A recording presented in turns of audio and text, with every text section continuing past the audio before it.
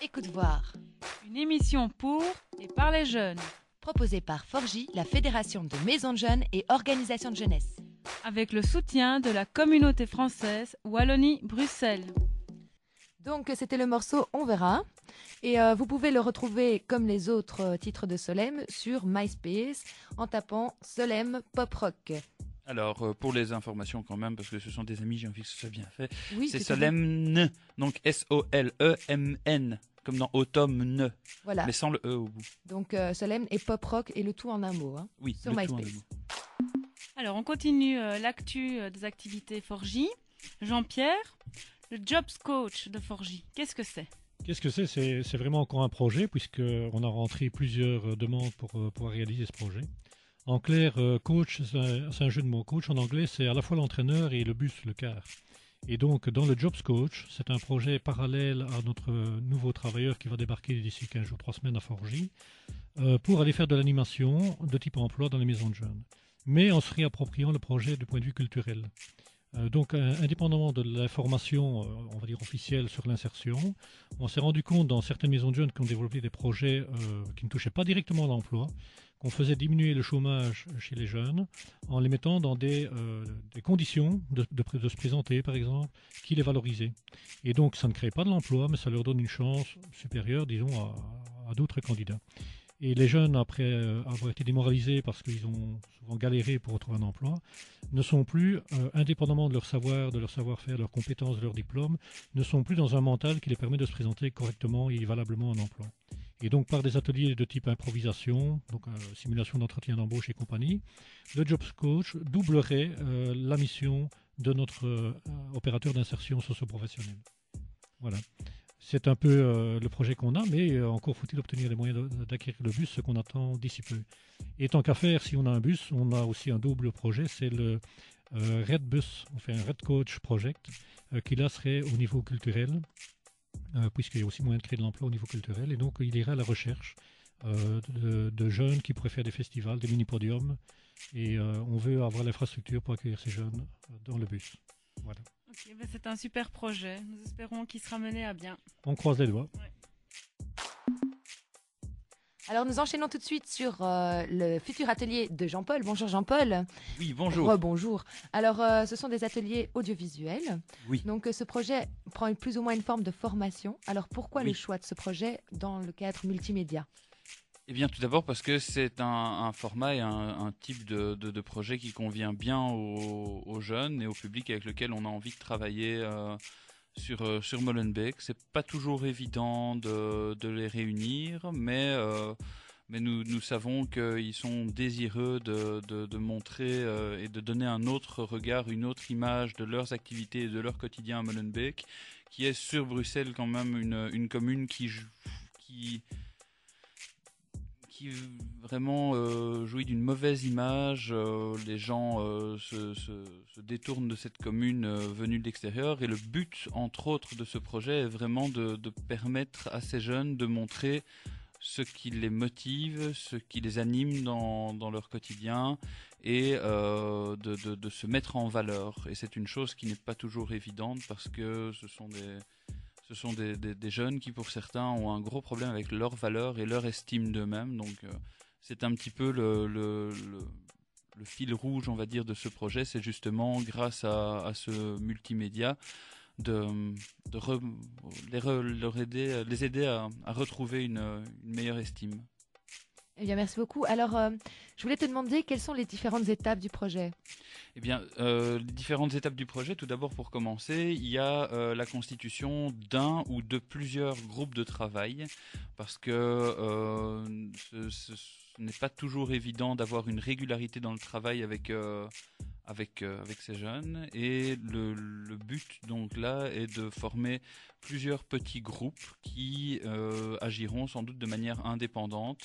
Certains partiront dans certains registres et d'autres vers autre chose. On n'a pas envie de les catégoriser ou de les enfermer dans un travail. On veut vraiment les laisser libres et on a remarqué que le format par petits groupes pour ça est plus adéquat. Et alors, le projet donc est en lien avec un autre projet qui est un ProSlam. Peux-tu m'expliquer de quelle manière et pourquoi avoir relié ces deux projets finalement? Eh bien, en fait, un ProSlam, ça s'est relié pour une bonne raison, c'est que c'est un des jeunes d'un des groupes qui à un moment s'est senti l'idée de mêler du slam et du happening à ça. Donc, bon, le slam, vous savez tous ce que c'est, hein, c'est du rap parlé sans véritable instrument ou instrumentalisation derrière. Et on a envie de mêler ça avec un groupe d'impro. Donc l'idée serait de faire du happening. Donc le happening, c'est se produire sur une scène totalement improvisée, surprendre les gens dans leur quotidien. On a déjà plusieurs idées. Je ne vais pas commencer à révéler tout ça maintenant parce que le but est que ça reste donc vraiment happening. Part de mystère. Donc laisser planer une part de mystère autour de ça. Mais le but serait donc de surprendre les gens dans leur quotidien en leur proposant du slam, donc de la déclamation de textes hip-hop, de type hip-hop, et également des impros. Donc des impros, là, plus parfois sur la citoyenneté ou sur le quotidien. Des thèmes comme le pouvoir d'achat viennent de plus en plus. C'est une thématique à laquelle les jeunes sont sensibles également. Et ils ont aussi envie de s'exprimer là-dessus. Et donc aller surprendre monsieur et madame tout le monde là où ils se trouvent. Ok, merci beaucoup Jean-Paul, ça a l'air d'être un projet vraiment très riche. Oui. Alors Jean-Paul, un autre projet, À vous de voir, est une émission radio. Qui en est à l'initiative?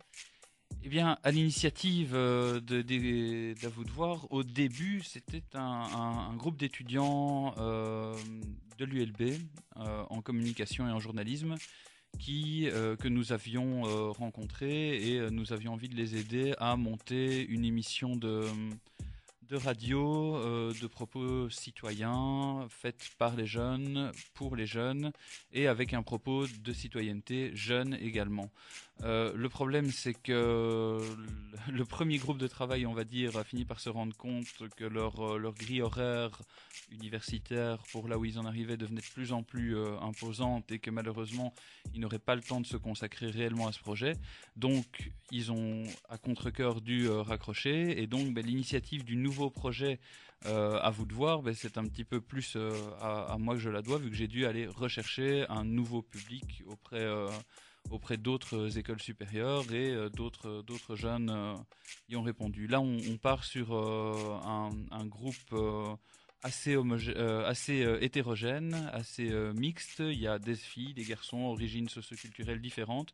C'est le but du projet À vous de voir, c'est de fournir une information, un débat sur une thématique abordée à chaque émission, une thématique qui suscite la controverse, plus ou moins, et d'y apporter un éclairage ouvert, large, des points de vue variés, et permettre à chacun, déjà autour de la table, d'y d'y mettre son grain de sel, d'interviewer des personnes qui ont vraiment des choses à dire, ou des acteurs vraiment de ce domaine, où en fonction de la thématique, on ira peut-être débusquer l'un ou l'autre ministre, ou on ne sait pas. On a plein de projets pour le moment et beaucoup d'envie.